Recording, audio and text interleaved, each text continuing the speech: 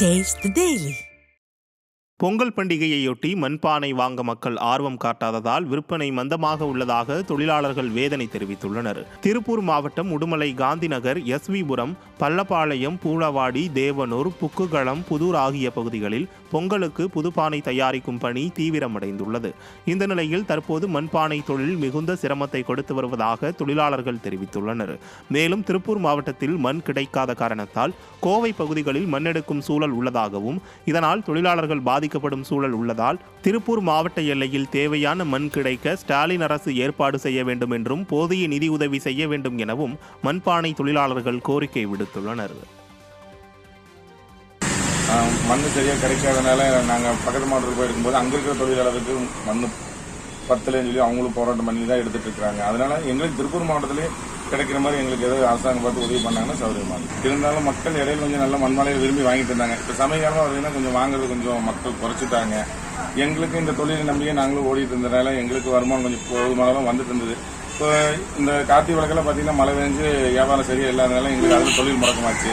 திரும்பி இப்போ பொங்கலுக்காக ரெடியாகலான்னு பார்த்தா பொங்கலுக்கு வியாபாரம் மந்த நிலைமையில தான் போயிட்டு இருக்குது. தமிழகத்தில் பல்வேறு மாவட்டங்களில் 21 முக்கிய அம்ச கோரிக்கைகளை வலியுறுத்தி ஊரக வளர்ச்சித்துறை அலுவலர்கள் ஆர்ப்பாட்டத்தில் ஈடுபட்டனர்.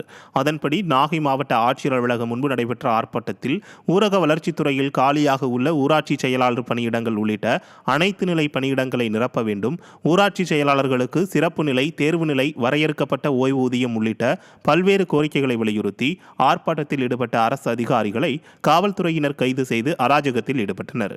அதேபோல் திருவாரூர், அரியலூர், நீலகிரி ஆகிய மாவட்டங்களில் ஆர்ப்பாட்டத்தில் ஈடுபட்ட ஏராளமானோர் கைது செய்யப்பட்டனர். கடலூர் மாவட்டம் சேத்தியத்தோப்பு சர்க்கரை ஆலைக்கு கரும்பு வெட்டி அனுப்பியும் அறவை செய்யாமல் காத்திருக்க வைத்திருப்பதாக விவசாயிகள் குற்றம் சாட்டுகின்றனர். பேரூர் கரும்பு விவசாயிகள் சேத்தியத்தோப்பு கூட்டுறவு சர்க்கரை ஆலைக்கு 4 நாட்களுக்கு முன்பு கரும்பு வெட்டி அனுப்பியுள்ளனர். ஆனால் கரும்பு அறவை செய்யப்படாததோடு கரும்புகளை எடை போட்டு நிறுத்தவும் இல்லை. இதனால் கரும்பு எடை குறைவு ஏற்பட்டு பண இழப்பும் ஏற்படுவதாக கூறும் விவசாயிகள் அந்த ஆலையில் கரும்பு அறவை செய்யவில்லை என்றால் வேறு சர்க்கரை ஆலையிலாவது தங்கள் கரும்புகளை அறவை செய்ய அனுமதி வழங்க கோரிக்கையை விடுத்துள்ளனர்.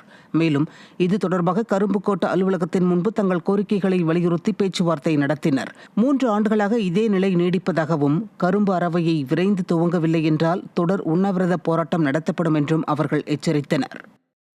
தொடர்ந்து நலிவு கொடுத்துட்டு இருக்க அதிகாரிகளால் தொடர்ந்து நலிவடைந்த ஒரு விவசாயியா பேசுறேன்.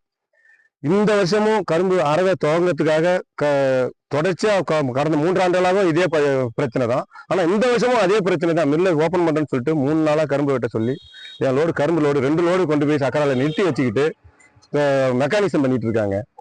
ஏன்னு கேட்டா அதுக்கான முறையான பதில் சொல்ல. இன்னைக்கு ஆலை ஓடாம இருக்கிறதுங்கிறது கண்டிக்கத்தக்க விஷயம். ஆலை நிர்வாகம் ஒட்டுமொத்தமாகவே விவசாயிகளுக்கு எதிராக செயல்படுகிறது என்று தமிழ்நாடு கரும்பு விவசாய சங்கமும் கரும்பு விவசாயிகளும் குற்றம் சுமத்துகிறோம்.